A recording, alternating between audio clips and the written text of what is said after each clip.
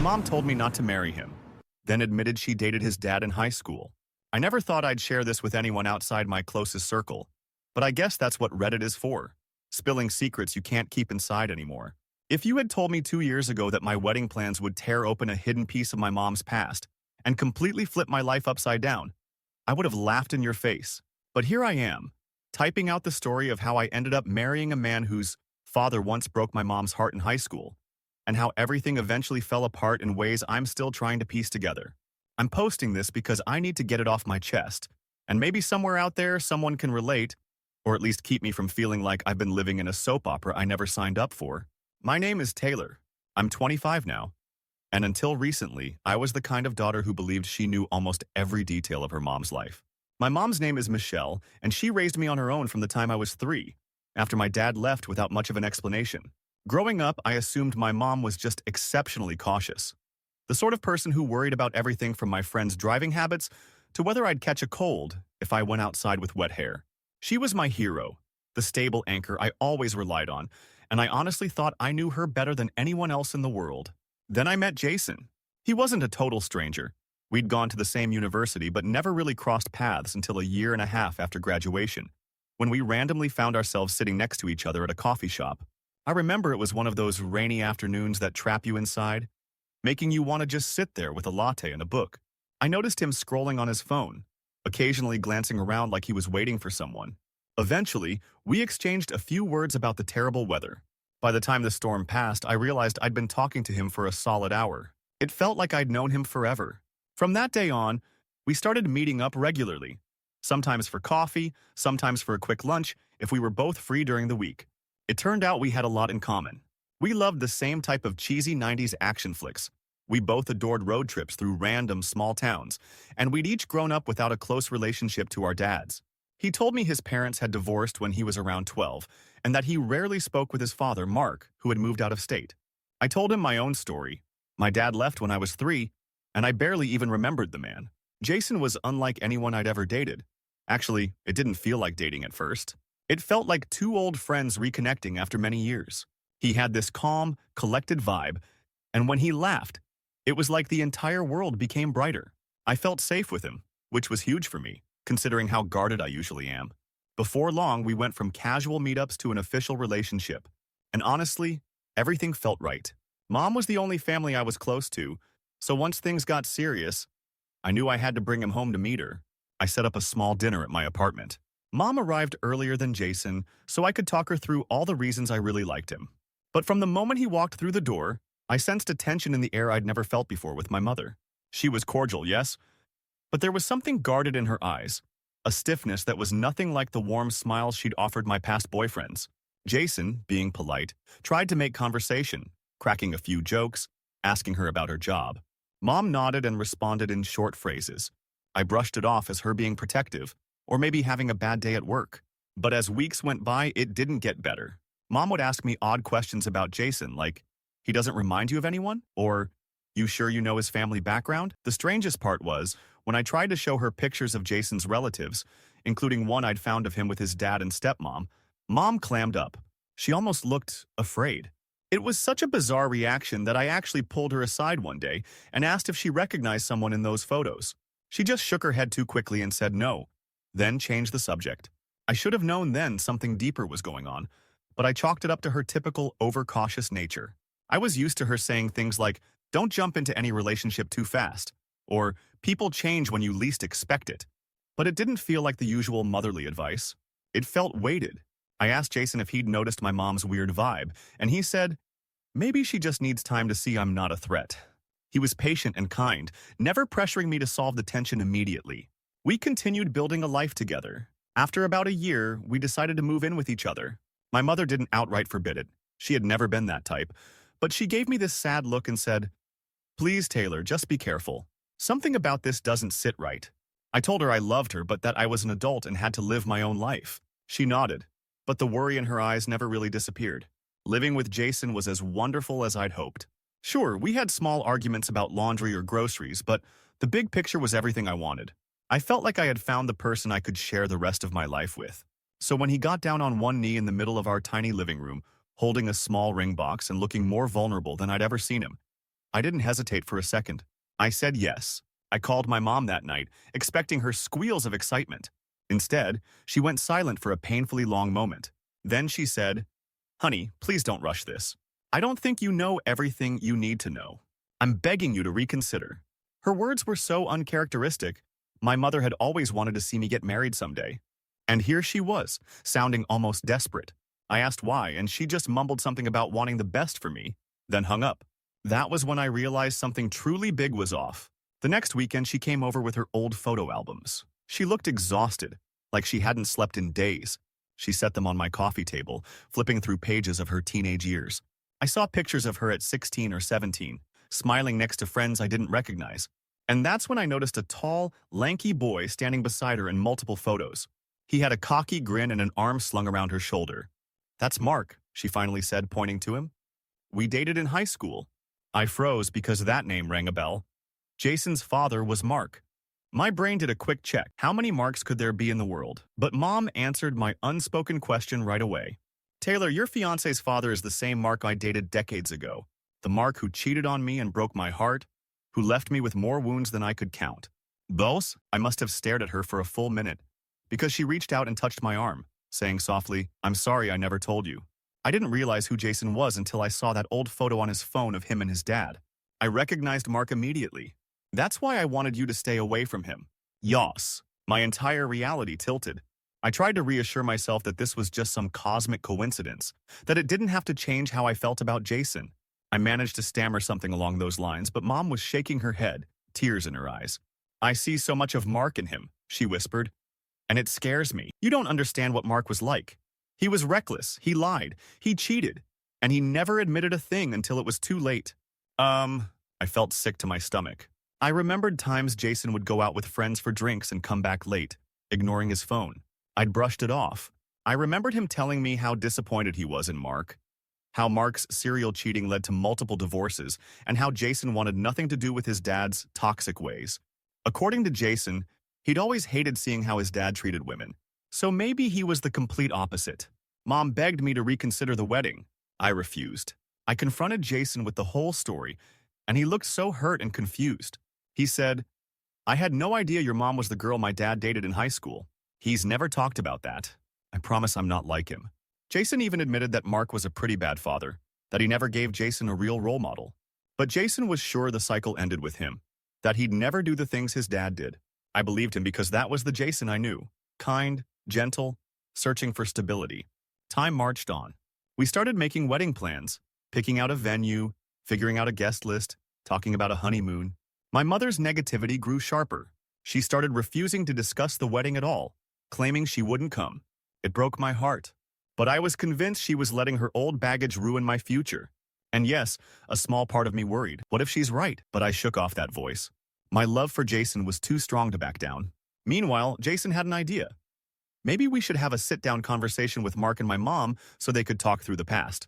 If it cleared the air, maybe my mom would soften and see Jason with fresh eyes. I was skeptical, but I agreed. Jason reached out to Mark, told him he was engaged, and explained that my mom turned out to be Mark's high school sweetheart. Mark sounded strangely eager to meet her, saying he had a lot of regrets about the way he treated her all those years ago. On a Saturday afternoon, we drove out to Mark's house in a quiet suburb. Mom followed in her car separately. She insisted she'd only come for my sake, not because she wanted to see Mark. My nerves were through the roof. When Mark opened the door, I saw the older version of the face in those faded photos. A bit heavier, a bit wrinkled, but the same eyes.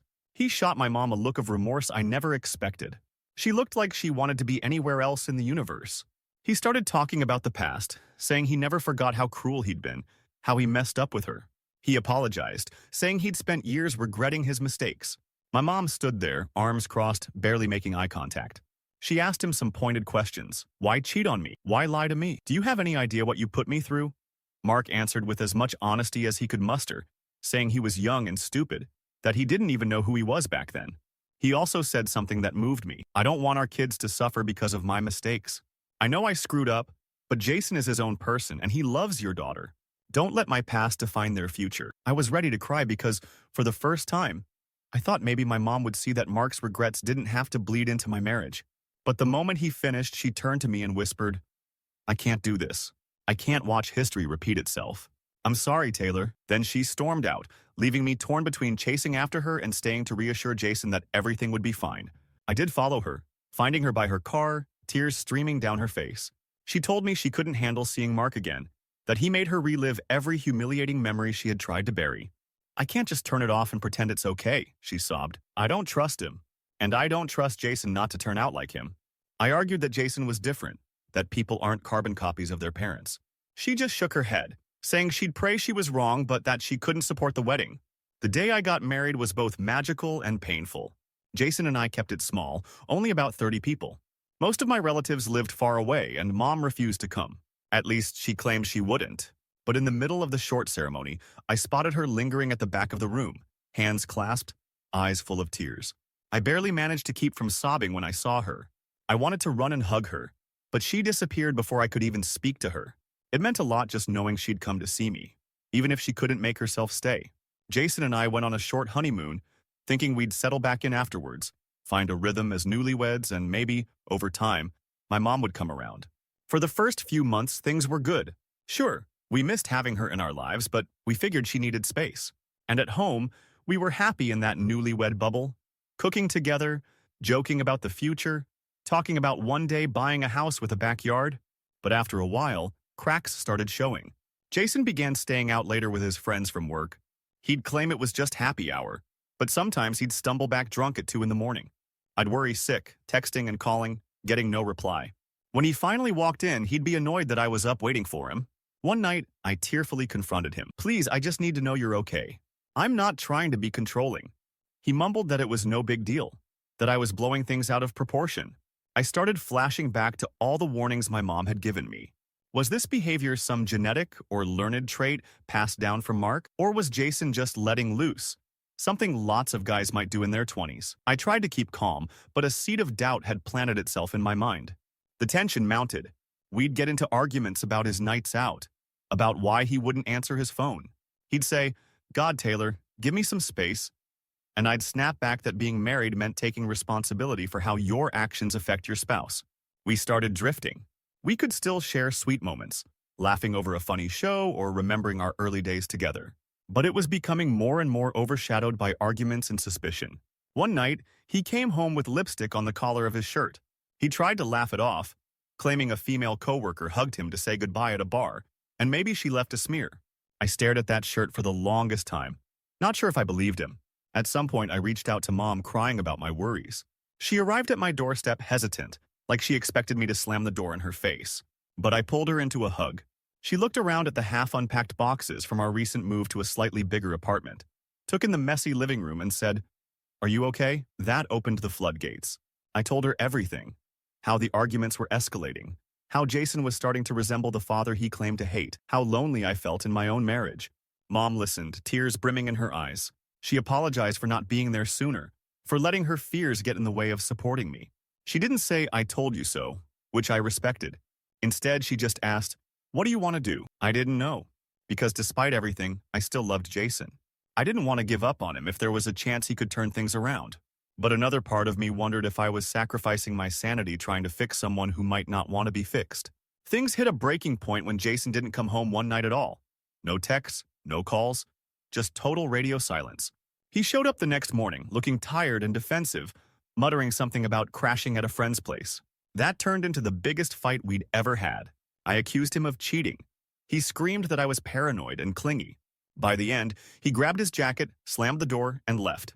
This time, he didn't come back for 2 days. I sat alone in our apartment, numb, wondering how the man I'd loved so fiercely had become a stranger to me. I reached out to Mom again. She drove over and helped me pack an overnight bag. I moved back into her house for a while, reverting to my old bedroom that still had some of my high school memorabilia tucked away. As humiliating as it felt, it also gave me a strange relief, like I didn't have to walk on eggshells. Mom didn't push me to get a divorce right away, but she told me she would support me no matter what. I appreciated that more than anything. Over the next few weeks, Jason and I texted sporadically. He apologized for the huge fight, said he was under a lot of stress that it wouldn't happen again. But there were no real actions to show me he'd changed. He still stayed out late. He still sometimes blew up at me if I dared to question his whereabouts. Eventually, we admitted this was no longer working for either of us. With tears and heartbreak, we decided to separate. I filed for divorce 6 months later. The aftermath was devastating. So much paperwork, so many emotional landmines. I cried so hard the day I signed those documents, feeling like I'd failed. At the same time, I experienced an odd sense of relief. My mother was by my side, holding my hand, reminding me that love shouldn't make me miserable. I knew she was right. And even though she'd tried to warn me in the beginning, based on her experience with Mark, I didn't resent her for not pushing harder, or for pushing too hard. We both realized it was a complicated no-win situation. I probably wouldn't have listened anyway because back then I was convinced Jason was different. After the divorce, I stayed with Mom for a few months, saving money and trying to figure out my next move. We spent long nights talking, sometimes about her high school memories. She told me more about Mark, how he'd been charming at first, how she fell for him despite her parents' protests, how he cheated on her with a college girl and never admitted it until Michelle found proof. Hearing her story, I saw the parallels with mine. The lies, the distance, the feeling of not really knowing the person you love. We both realized that sometimes the patterns we witness growing up can infiltrate our adult relationships in ways we don't even notice. In time, I forgave Jason. I didn't want to harbor bitterness or anger for the rest of my life. I saw him as a person with his own demons, shaped by a father who set a lousy example.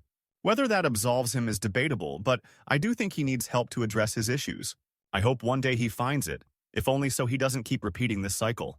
I haven't spoken to Jason's father since that awkward meeting, and as far as I know, Mark remains apologetic but otherwise distant.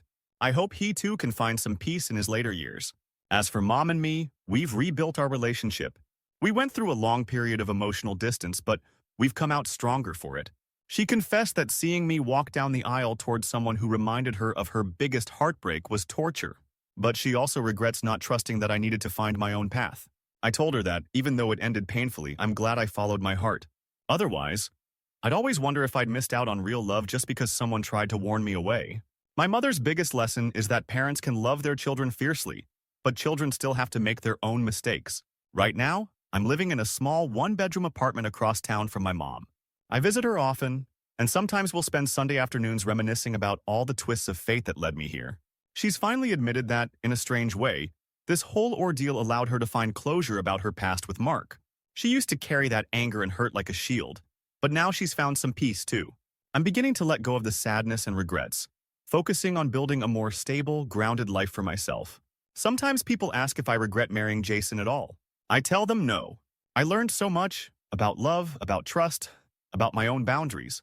I learned that good intentions aren't enough to hold a relationship together if both people aren't willing to face their flaws. And I learned that ignoring red flags, or yellow flags, that later become red, doesn't make them disappear. If anything, they come back stronger. Had I stayed in that marriage, I'd probably be facing constant anxiety and heartbreak. Ending it was like ripping off a bandage, excruciating, but necessary for real healing. I might not have the happy ending with Jason I once envisioned, but I have a deeper understanding of myself. I also ended up closer to my mom than ever, bonded by a strange parallel in our experiences. We have countless late-night conversations now, sometimes replaying the day she first told me she knew Jason's father, or the day I discovered that lipstick stain on Jason's collar. We can talk about it without spiraling into tears, because we've both processed that pain, each in our own way. Life keeps moving. I'm open to love again, even though I'm definitely more guarded than I used to be. My mother, ironically, now encourages me to go on dates if I feel ready, but she never pries. She's learned to trust my judgment, and I've learned to keep my eyes open. If I ever sense something off in a relationship, I'll address it right away, rather than hoping it'll magically fix itself. That's one huge takeaway I've gained from all this. So that's the story. My mom told me not to marry Jason, and when I pushed back, she revealed she had dated his dad in high school. A wild coincidence, right? Some might say it was destiny playing a trick on both of us. Others might say it's just a random cosmic joke. But for me, it's been a profound lesson about how the scars from the past can ripple through generations. And sometimes, the best we can do is confront those scars head-on. I confronted mine and got hurt, but I survived. Mom confronted hers and finally found closure. In a strange way, we both got something we needed, even if it wasn't the fairy tale ending we once hoped for. I still believe in love. I believe it can be good, fulfilling, and uplifting when it's with the right person under the right circumstances. Jason wasn't that person for me, just like Mark wasn't for my mom. But I don't regret giving it a chance. I don't regret finding out for myself what the limits of a relationship are. And most of all, I don't regret learning how strong I can be when everything I thought I knew comes crashing down. Sometimes I think back on the day Jason proposed, how overjoyed I felt, how I envisioned my mother's teary-eyed smile when I told her the news, how I believed we'd all celebrate together. There's a bittersweet note to those memories now, but not every love story has a perfect happily ever after. My mother's words ring in my head. You don't understand what Mark did to me? No, I do understand, at least in part. But I also see my own journey wasn't a complete mirror of hers. She and I have different strengths, different ways of coping, and different points at which we say, enough is enough. In the end, we're both still here, mother and daughter, sharing late-night conversations and coffee. She's promised never to keep such big secrets from me again, and I've promised not to shut her out if she has serious concerns about my life choices. We've found a new equilibrium that feels more honest than anything we had before. Maybe that's the real victory hidden in all this sadness. That's about all I've got to say. If you stuck around to read this, thank you for lending an ear. I never expected my life to turn into a living drama, but I guess it's taught me more than any quiet, normal existence would have. For those who might worry about me, I'm doing okay. Day by day, I'm rebuilding.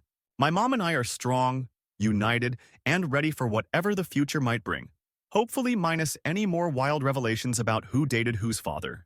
And if the future ever does throw me another curveball, at least I know I'll have the resilience to handle it, and the best possible support in my corner.